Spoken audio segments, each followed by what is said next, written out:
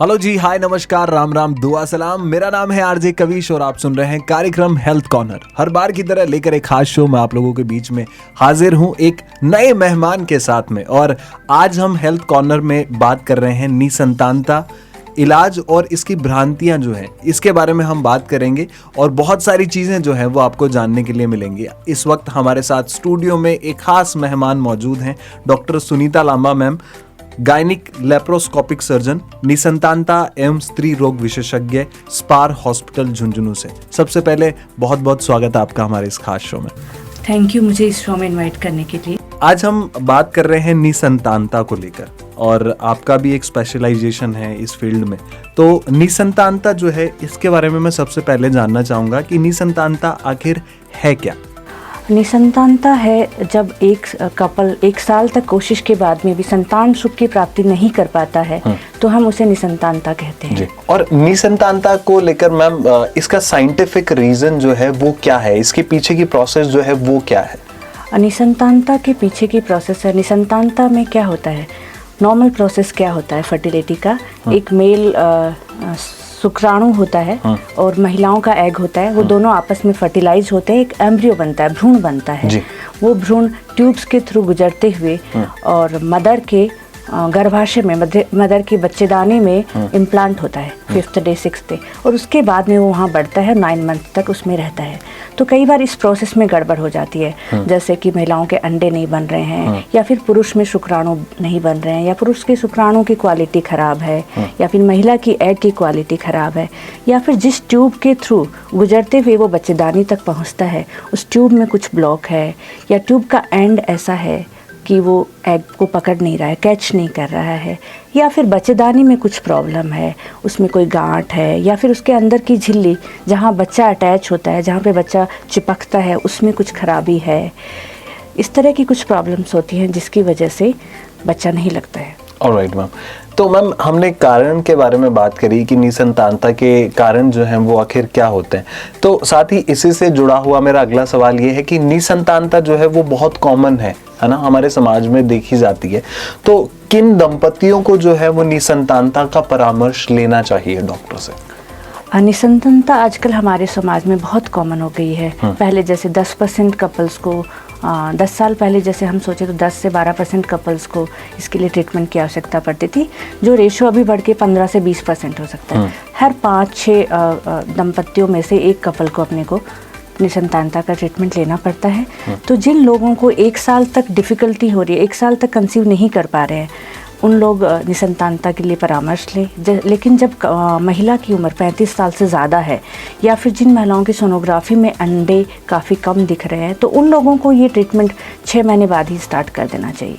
साथ ही मैम अगला सवाल जो है वो ये है कि निसंतानता से संबंधित इलाज जो है, जो आप बता रहे हैं कि कपल को जो है वो कंसल्ट करना चाहिए, तो इसका इलाज जो है वो किस तरीके से किया जाता है, क्या प्रोसेस होती है इसकी? भी कोई निसंतान दंपति हमारे पास आता है, सबसे पहले हम उसका हिस्ट्री लेते हैं। जैसे हम पेशेंट का खुद का उसके पीरियड्स कैसे हैं, रेगुलर है, इरेगुलर है, उसको कुछ और पहले कोई मेडिकल इश्यू तो नहीं रहा है, कोई थायराइड का प्रॉब्लम तो नहीं रहा है, कभी कोई टीबी का, शुगर का प्रॉब्लम तो नहीं रहा है, पहले कोई सर्जरी का हिस्ट्री तो नहीं है। उस तरह से उसका हम पूरा हिस्ट्री लेते हैं। उसी तरह पुरुष का भी हम पूरा हिस्ट्री लेते हैं, उनको कहीं मेडिकल इशू, कोई भी किसी भी तरह का कोई प्रॉब्लम, ऐसा प्रॉब्लम जिसकी वजह से इनफर्टिलिटी होती है, हम उसका हिस्ट्री लेते हैं। और उसके बाद में हम उनके वैवाहिक जीवन की हिस्ट्री लेते हैं कि संबंध रखने में कोई दिक्कत तो नहीं है, कोई उनके वैवाहिक कोई ऐसा तनाव तो नहीं है जिसकी वजह से वो है।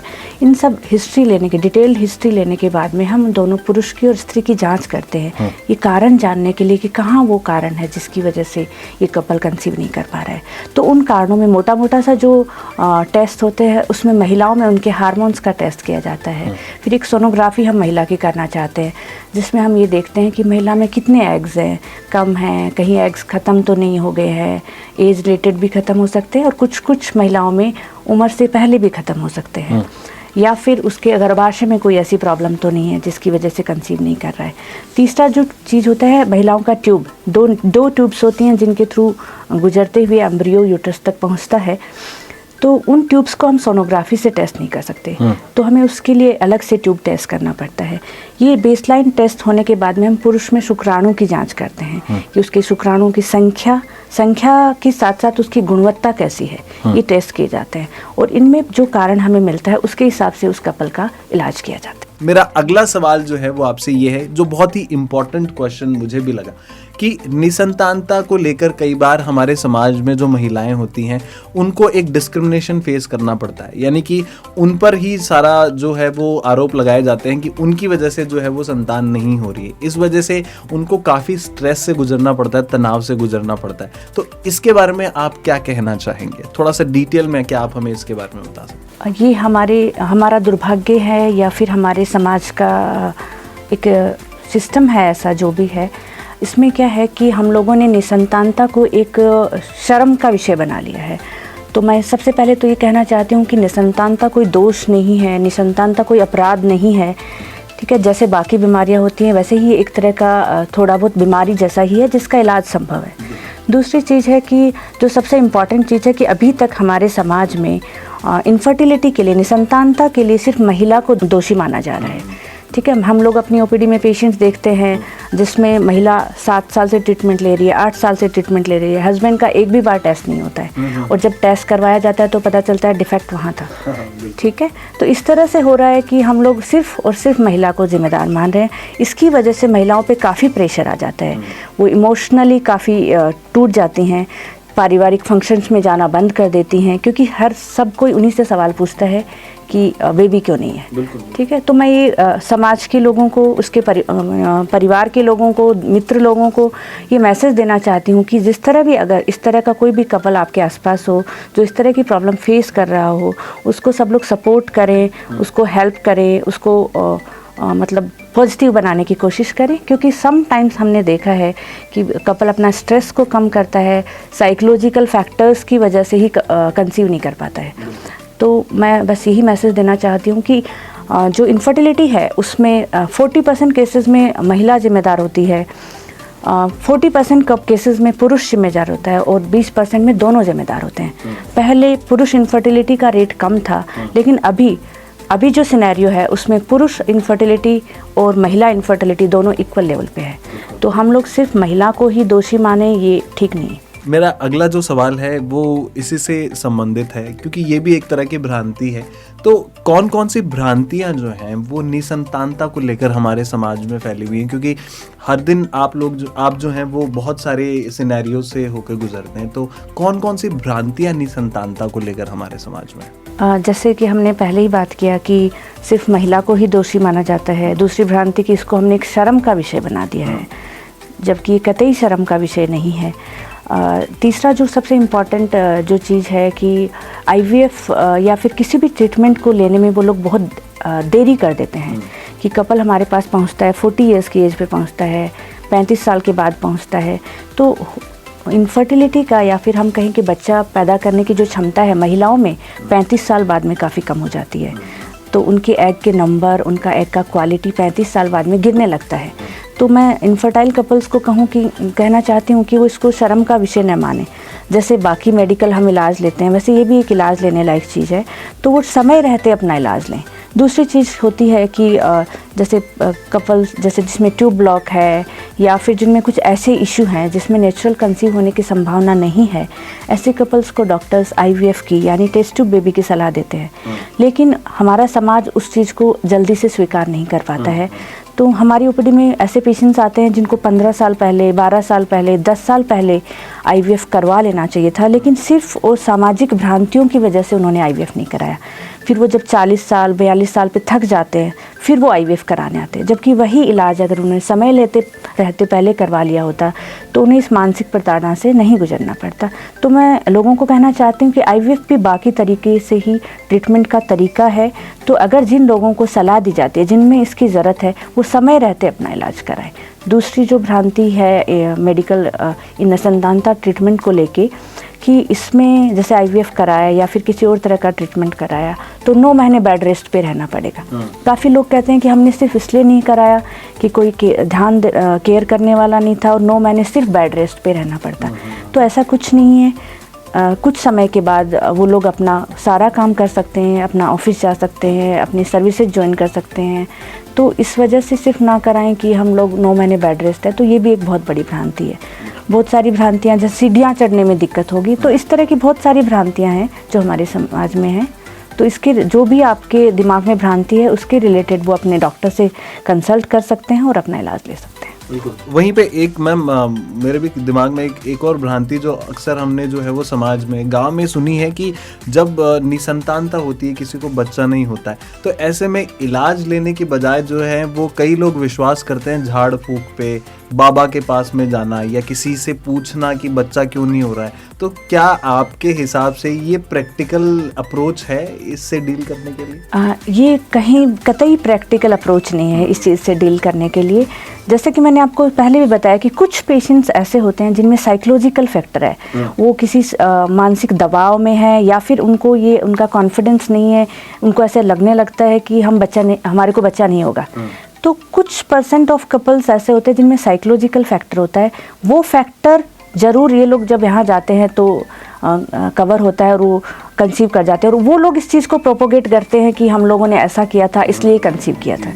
तो ये कतई सही नहीं है। ये सब मतलब ज़्यादातर केसेस में ये इफेक्टिव नहीं है। साथ ही अगला सवाल जो है वो मेरा ये है कि महिलाओं की निसंतानता पर बहुत बात की गई है, बहुत कुछ चीज़ें कही गई हैं समाज में, बहुत सारी अलग अलग तरह की बातें बताई गई हैं, बट पुरुष निसंतानता को लेकर बहुत कम बात की गई है। पुरुष निसंतानता भी संभव है, तो आप इस पर क्या कहना चाहेंगे? थोड़ा सा हमें डिटेलिंग में पुरुष निसंतानता के बारे में कुछ बताइए। मैंने बताया पुरुष निसंतानता 30 to 40% केसेस में मिलती है। अगर 100 कपल ट्रीटमेंट लेने के लिए आते हैं तो उसमें से 30 to 40% केसेस में पुरुष निसंतानता है, और पुरुष निसंतानता का रेशो बढ़ता ही जा रहा है। इसका कारण है अपना दूषित खान पान, ऑर्गेनिक खेती की बजाय हम पेस्टिसाइड्स ज़्यादा यूज कर रहे हैं, हवा में पॉल्यूशन है, स्ट्रेस है, ज़्यादा मोबाइल और लैपटॉप्स हम यूज़ कर रहे हैं। तो ये कुछ कारण हैं जिसकी वजह से पुरुष निसंतानता बढ़ती ही जा रही है। तो पुरुष निसंतानता को जानने के लिए हम शुक्राणुओं की संख्या और उनकी गुणवत्ता का टेस्ट करते हैं, जिसको हम सीमेन एनालिसिस कहते हैं। तो सीमेन एनालिसिस में अगर नॉर्मल है तो इट्स ओके, अगर नॉर्मल नहीं है, जैसे 15 मिलियन से ज़्यादा है पर ml, तो वो नॉर्मल है। तो उसमें भी हम संख्या नॉर्मल होने के बावजूद हम गुणवत्ता टेस्ट करते हैं, जिसको अगर गुणवत्ता में प्रॉब्लम है तो हम मेडिसिन से ठीक कर सकते हैं। उसके बाद में एक नंबर होता है 5 से 15 मिलियन। जब इस तरह का पेशेंट होता है तो उसको हम मेडिसिन प्लस IUI एक प्रोसीजर होता है, उसके साथ हम ट्रीट कर सकते हैं। लेकिन जब पुरुष स्पर्म काउंट 5 मिलियन से कम होता है तो ऐसे केसेस में हमें IVF की ज़रूरत होती है। कई बार हमें ऐसे काउंट्स मिलता है कि जिसमें हमें 100 स्पर्म्स, 50 स्पर्म्स, इतने स्पर्म्स भी मिलते हैं, बहुत कम संख्या में। लेकिन इसका भी इलाज संभव है। जब बहुत कम संख्या में होते हैं तो भी IVF की एक पद्धति होती है जिसको हम ICSI कहते हैं। उससे हम सेल्फ स्पर्म से, हस्बैंड के सेल्फ स्पर्म से हम एम्ब्रियो बना के ट्रीटमेंट कर सकते हैं। तीसरा चौथा केस जो होता है जिसमें हस्बैंड में स्पर्म्स नील होते हैं। नील के 2 कारण हो सकते हैं कि एक तो स्पर्म बन रहे हैं शरीर में लेकिन बाहर नहीं आ रहे, नली में ब्लॉकेज है। तो उस ऐसे केसेस में हम टेजा, पैसा, 2-3 टेक्निक्स होती हैं जिससे हम उन स्पर्म्स को लेके हस्बैंड का खुद का एम्ब्रियो बना सकते हैं। लेकिन कुछ केसेस में स्पर्म प्रोडक्शन ही नहीं होता, बन ही नहीं रहा है, ऐसे केसेस में हमें डोनर स्पर्म का सहारा लेना पड़ता है। ठीक है। इसके अलावा कुछ केसेस में क्या होता है, शारीरिक संबंध रखने में प्रॉब्लम होती है, तो ऐसे केसेस को भी मेडिकली ट्रीट किया जा सकता है। मेरा अगला सवाल है कि एक अकारण निसंतानता भी होती है, तो उसके बारे में हमें कुछ थोड़ा सा बताइए कि अकारण निसंतानता कैसे होती है? अकारण निसंतानता काफ़ी 20% कपल्स ऐसे होते हैं जिसके सारी रिपोर्ट्स नॉर्मल होती है। हमने पेशेंट का हार्मोन टेस्ट किया, नॉर्मल है, सोनोग्राफी नॉर्मल है, ट्यूब्स खुले हुए हैं, हस्बैंड के शुक्राणु सही हैं। ऐसे केसेस को हम अकारण निसंतानता, हम मेडिकल में इसको अनएक्सप्लेन्ड इनफर्टिलिटी, ऐसी इनफर्टिलिटी जिसको हम एक्सप्लेन नहीं कर सकते, तो ये 20% केसेस में होता है। तो ऐसे में जब अगर महिला की एज 30 ईयर्स से कम है तो हम लोग उनको 1 साल का ट्रायल और लेने के लिए बोलते हैं। तो ऐसे कपल्स 2 साल के ट्रायल के बाद में 80% कपल इसमें कंसीव कर जाते हैं। 2 साल की ट्रायल के बाद में भी अगर कंसीव नहीं करते हैं तो हमें उनको ट्रीटमेंट देना पड़ता है। तो इनिशियली ट्रीटमेंट में हम मेडिकल जैसे हम दवाइयाँ देते हैं, अगर दवाइयों से कंसीव नहीं होता है तो हम आईयूआई करते हैं, लेकिन 6 साइकिल्स आईयूआई के बाद में भी अगर पेशेंट कंसीव नहीं करता है तो हमें उन्हें आईवीएफ पद्धति के द्वारा इलाज करना पड़ता है। मैम, हम बात कर रहे थे आईवीएफ टेक्नोलॉजी के बारे में इतनी देर से, तो आईवीएफ टेक्नोलॉजी जो है वो क्या है, किस तरीके से ये जो है वो यूज की जाती है, और साथ ही किन किन पेशेंट्स को जो है वो इसकी ज़रूरत होती है? Thank you Kavish. IVF technology assisted reproductive technology है, मतलब हम रिप्रोडक्शन में, हम बच्चा पैदा करने में, प्रजनन में हेल्प कर रहे हैं। ठीक है, जैसा हमने पहले डिस्कस किया कि जिन कुछ कारणों से एम्ब्रियो नहीं बन पा रहा है या फिर एम्ब्रियो ट्रांसफ़र नहीं हो पा रहा है, तो इन पेशेंट्स में हम लोग, या फिर गुड क्वालिटी एम्ब्रियो नहीं बन रहा है, तो हम लोग इनमें आईवीएफ का यूज़ करते हैं, आईवीएफ या फिर टेस्ट ट्यूब बेबी का यूज़ करते हैं। इसमें हम महिलाओं को अंडे बढ़ाने के लिए, उनकी ग्रोथ के लिए इंजेक्शंस दिए जाते हैं। जब वो अंडे पक जाते हैं तब हम उन्हें निकालते हैं, इंजेक्शन नीडल के द्वारा हम निकालते हैं, और उनको पुरुष बीज के साथ मिला के एम्ब्रियो यानी भ्रूण बनाया जाता है। भ्रूण बनाने के बाद में उस भ्रूण को हम 3 दिन, अगर हमें 3 डे ट्रांसफ़र करना है या फिर ब्लास्ट ट्रांसफ़र करना है तो 5 डेज़ के लिए हम लैब में रखते हैं। उस लैब में हमें वो इन्वायरमेंट प्रोवाइड किया जाता है ताकि वो एम्ब्रियो ग्रो करे, जो हमारे बॉडी में उसको मिलता है। सेम इन्वायरमेंट हम क्रिएट करने की कोशिश करते हैं। फिर हम महिला के यूट्रस की लाइनिंग चेक करते हैं, अगर वो लाइनिंग अच्छी है, उसके अकॉर्डिंग सही है, तो हम वो एम्ब्रियो उसमें ट्रांसफ़र कर देते हैं। एक बार एम्ब्रियो जब मदर के लाइनिंग से, यूट्रस की लाइनिंग से चिपक जाता है, उसके बाद वो नेचुरली ग्रोथ करता है। उस ग्रोथ की नेचुरली ग्रोथ हो, चिपका रहे, इसके लिए हमें कुछ दिनों के लिए दवाइयों का सपोर्ट देना पड़ता है। तो this is a simple technique and it is very useful also. Ma'am, एक भ्रम जो होता है वो ये होता है कि आईवीएफ बेबी जो होते हैं वो नॉर्मल बच्चों की तरह नहीं होते हैं, तो क्या आईवीएफ बेबी भी उतने ही स्वस्थ होते हैं जितने नॉर्मल बेबीज होते हैं? हाँ, ये भी एक भ्रांति ही है कि आईवीएफ बेबी उतने स्वस्थ नहीं होते हैं, लेकिन ये बिल्कुल गलत बात है। आईवीएफ बेबी भी बिल्कुल नॉर्मल बच्चों की तरह ही स्वस्थ होते हैं। जैसा कि हमने बताया कि हम एक स्टेप में हेल्प करते हैं, उस स्टेप के बाद सारा प्रोसेस 9 मंथ का जो होता है वो नेचुरल होता है, तो बेबी उतना ही हेल्दी होता है जितने साधारण बच्चे होते हैं। मैम, आप एक लेप्रोस्कोपिक सर्जन हैं, तो निसंतानता के इलाज में लेप्रोस्कोपिक सर्जरी जो है वो किस तरीके से मदद करती है, इसके बारे में आपको कुछ बताइए। लेप्रोस्कोपिक सर्जरी निसंतान दंपतियों के इलाज में काम में ली जाती है। तो इसे 2 तरीके से हम काम में ले सकते हैं। एक तो डायग्नोस्टिक, मतलब पहचान करने के लिए कि प्रॉब्लम कहाँ है, ट्यूब्स खुले हैं, यूट्रस नॉर्मल है, यूट्रस में कोई प्रॉब्लम तो नहीं है, कोई ऐसी अंदर पेट में प्रॉब्लम तो नहीं है जिसकी वजह से बच्चा नहीं लग रहा, तो उसको हम डायग्नोस्टिक कहते हैं। ठीक है, कि हम कारण जानने के लिए हम उसको यूज कर सकते हैं। एक होता है फर्टिलिटी एनहांसिंग सर्जरी, जिसमें हम पेशेंट का फर्टिलिटी बढ़ाने के लिए, महिला का बच्चा पैदा करने का क्षमता बढ़ाने के लिए सर्जरी लेप्रोस्कोपी का यूज़ करते हैं। तो जैसे मान लो उनके गर्भाशय में कोई गांठ हो, कोई पॉलिप हो, कोई मस्सा हो, यूट्रस की साइज कम हो, या फिर यूट्रस के अंदर पर्दा हो जिसके अंदर सेप्टम बोलते हैं, सेप्टम हो, या फिर कई बार ट्यूब्स चिपके हों या चॉकलेट सिस्ट हों, इस तरह के पेशेंट्स में हम लोग सर्जरी के द्वारा उनकी रिप्रोडक्शन कैपेसिटी को हम बढ़ाते हैं। Thank you so much ma'am, हमारे साथ खास बातचीत करने के लिए। निसंतानता पर आज हमने जो है वो डॉक्टर सुनीता लांबा मैम से बहुत सारे अलग अलग मुद्दों पर बात करी, और हम आशा करते हैं कि आप अगली बार भी हमारे साथ में ऐसे ही नए नए टॉपिक्स पर जुड़ते रहेंगी और समाज के लोगों का नॉलेज जो है उसे बढ़ाती रहेंगी। थैंक यू सो मच हमारे साथ में इस खास टॉपिक पर बातचीत करने के लिए। Thank you Kavish, and thank you team FM 90.0 Jhunjhunu. Thank you.